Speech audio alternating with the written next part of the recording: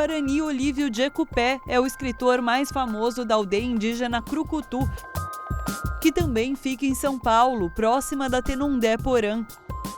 Jecupé é autor de 13 livros publicados por várias editoras. Começou a escrever ainda no Paraná, onde nasceu.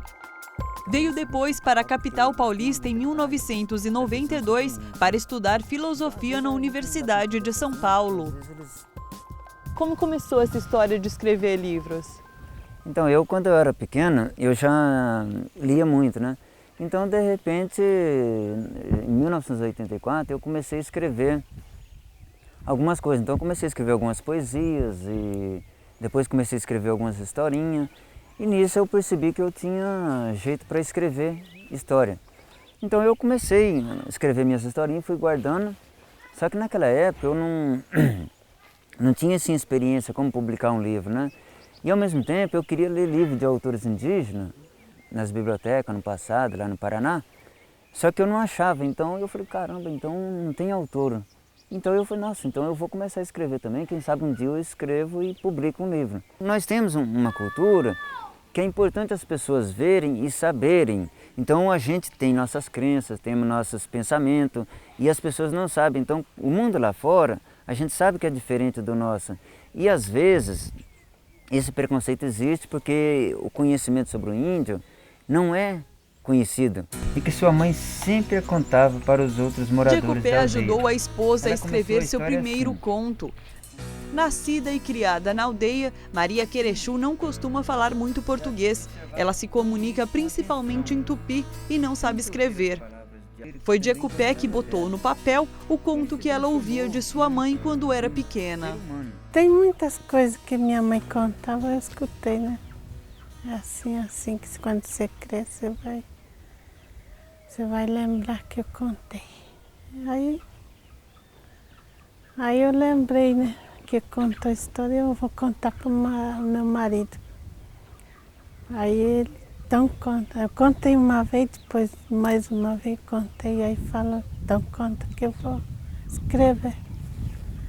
Aí eu falava assim, se eu soubesse se escrever, eu fazia sozinho. Mas quando eu era criança não existia a escola. Hoje seus filhos vão para a escola, né? Agora vai desde um ano, você com 6 anos passa para o estado. Desde 2001, as aldeias indígenas Guarani de São Paulo têm suas próprias escolas. O CECI, Centro de Educação e Cultura Indígena, fica dentro da comunidade e é aqui que as crianças de até 6 anos recebem uma educação diferente, com o objetivo de fortalecer a identidade guarani e valorizar o uso da língua materna.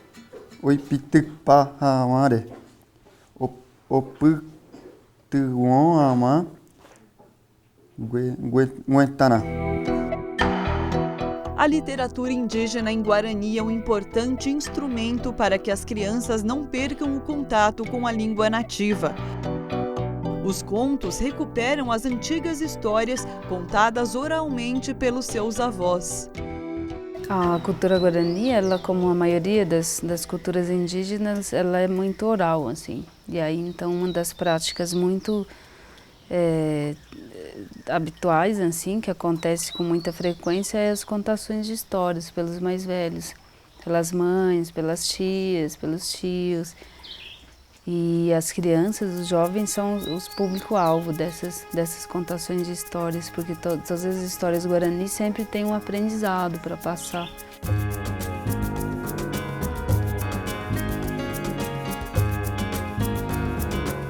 Nas histórias indígenas a gente tem de tudo, porque, por exemplo, a gente fala muito sobre a questão da natureza, sobre os bichos, porque no passado a gente sempre fala assim que os bichos falavam com a gente. Então por isso que a maioria das histórias sempre tem esse contato do bicho, por exemplo, falar com o ser humano. Então você vê aqui ao nosso redor tem um rio, esse rio tem que ser protegido, porque ali a gente depende do peixe, a gente depende para nadar, a gente depende, por exemplo, os pássaros sobreviver. A gente sabe que o rio e o mar é a moradia de Piragui. Piragui é a sereia do mar. Então ali é a casa dela. Então a gente tem que respeitar. Agora o mundo do branco não acredita nessas coisas. Esse é um dos maiores aprendizados que a gente pode ter com os índios, essa relação que ele tem com a natureza? Eu acredito que sim, porque o respeito à natureza é uma coisa natural nossa, né? Então os brancos quando vêm aqui, eles não entendem. Ah, mas por que vocês não derrubam essas matas para vender, não sei o quê? A visão do branco é sempre derrubar. E nós não. Se a gente ganhar uma aldeia de 500 salqueiros de terra, que esteja um deserto, que não tenha nada, só terra. Daí se a gente ganhar para a gente montar a nossa comunidade, daí os brancos vêm e falam assim, mas por que dar terra para os índios? Eles não vão fazer nada, vai virar só mato. Então você volta 5 anos depois, ou 10 anos, daí vira essa floresta.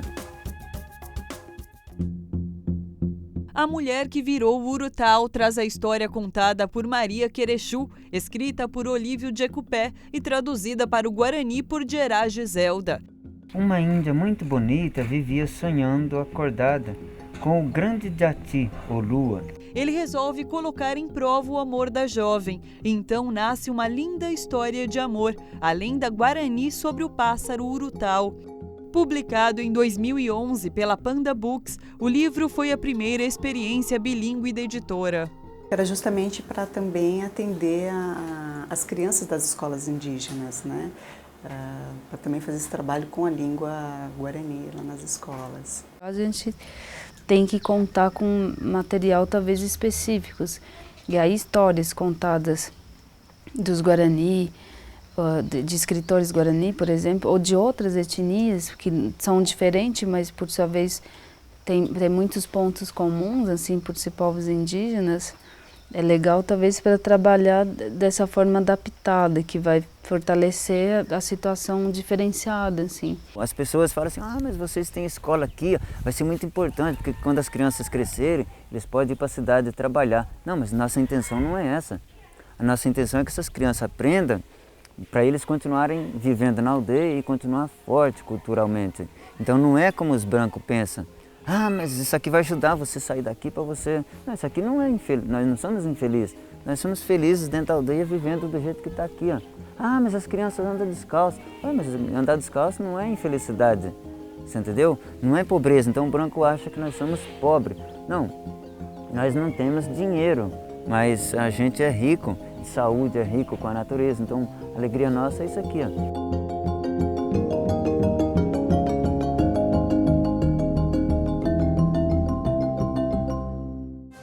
Se não tivesse tido essa lei, acho que nenhuma editora teria se movimentado em prol de disseminar a cultura indígena.